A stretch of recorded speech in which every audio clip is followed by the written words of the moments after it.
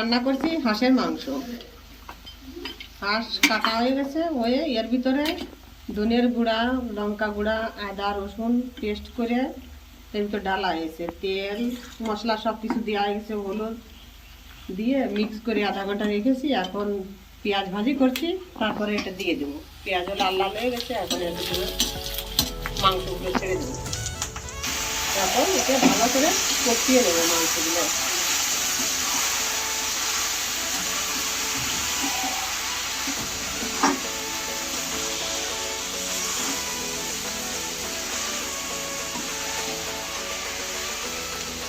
হাঁসের মাংস তো কষাতে একটু সময় লাগবে, ভালো করে কষিয়ে নেবো।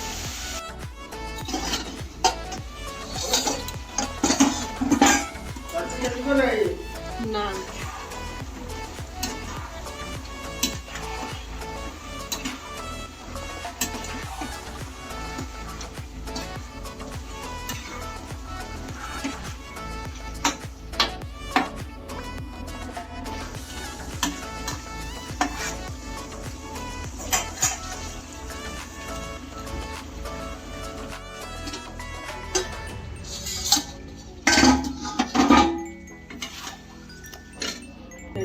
ডিমগুলোর ভিতর ছেড়ে দিলাম, দুটো রসুন দিয়ে দিলাম। রসুনগুলো খেতে মাংসের সঙ্গে খুব ভালো লাগে। আর কিছু সময় কষালে তারপরে আরো ছেড়ে দেবো ভিতরে, আলুগুলো গলে যাবে আগে।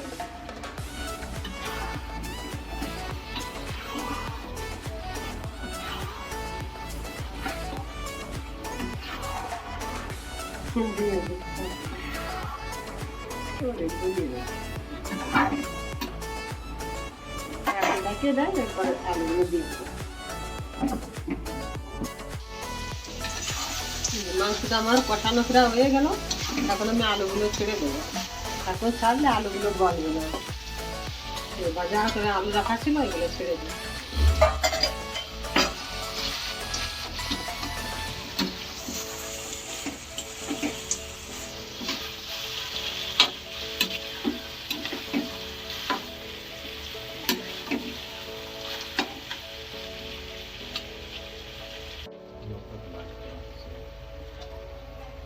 এটা তো দেখলি দেখা যাচ্ছে একটু সায়া নানা করছে, এটা তো ডাইরেক্ট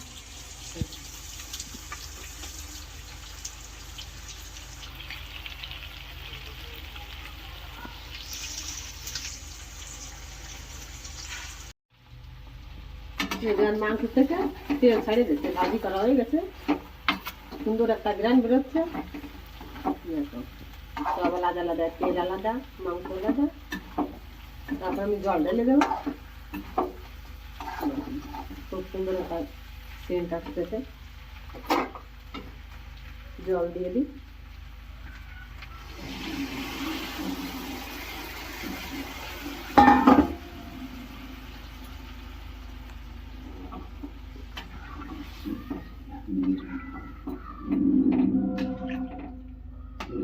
কিছু সময় জাল হবে, মাংসটা হয়ে যাবে।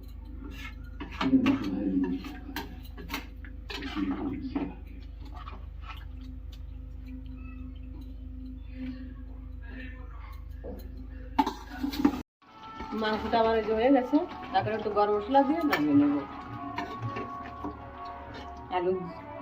আলু আর হাঁসের মাংসের ঝোল।